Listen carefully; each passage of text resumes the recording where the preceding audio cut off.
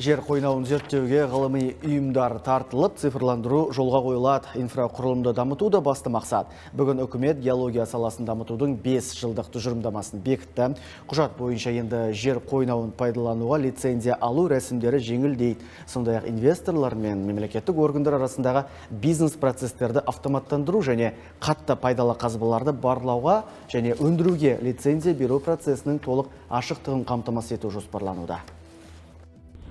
Геологиялық барлаудың өзекті мәселелері тағы да министрлер кабинетінің назарында. Басты мақсат пайдалы қазбаларды анықтауға, инвестиция тартуға жағдай жасау. Жоспарды жүзеге асырып, саланың мәселелерін шешу үшін министрлік 4 бағытты белгілеген. Онда жер қойнауын геологиялық барлаудың тиімділігін арттыру және минералдық шикізаттық базаны толықтыру, ақпараттандыру, цифрландыру, ғылыми зерттеу, кадрмен қамтамасыз ету және геологиялық саланың инфрақұрылымын дамыту. Министр Серікқали Брекешевтің сөзінше, картаға түсіру бірден 200 мыңға дейінгі масштабта болса, енді бірден 250 мыңға дейінгі масштабқа ауыстырылады. Сондай-ақ жер қойнауын зерттеу барысында ғылыми және ғылыми білім беру ұйымдарымен интеграциялануды жоспарлап отыр. Оның шеңберінде геология саласын дамытудың теориялық негізгі дайындалады.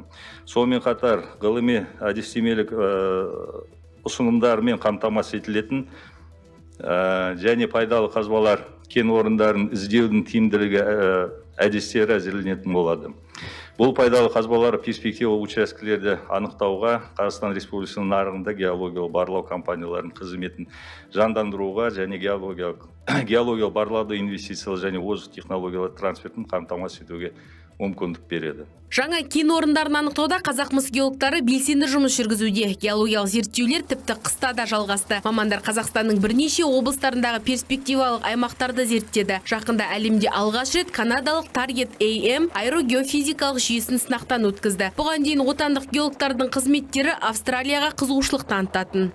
Биылғы жылы біздің компания өте үлкен жұмыс атқарды. Тек қана Қазақстан Республикасы бойынша ғана емес, халықаралық деңгейге де шықтық. Келесі жылы өте үлкен мақсаттар бар алдымызда. Өзіміздің әріптестерімізге тек қана жақсылық тілеп, жаңа жылда сәттілік тілеймін. Жақында Әділхан Сыздықханов әріптестерімен бірге кезекті маусымда аяқтады. Келер жылы алда үлкен міндет тұр. Қазақмыс минералдық шикізат базасын толықтыру және кеңейту бойынша жұмыстарын жалғастырады. Холдинг компанияның және қалалардың дамуы геологиялық барлау жұмыстарының табысты болғанына және оған салынған инвестицияға байланысты екенін түсініп отыр. Динара Жоламанқызы, Жалғас Азғанбаев, Әмір Ибатов, Атамекен бизнес.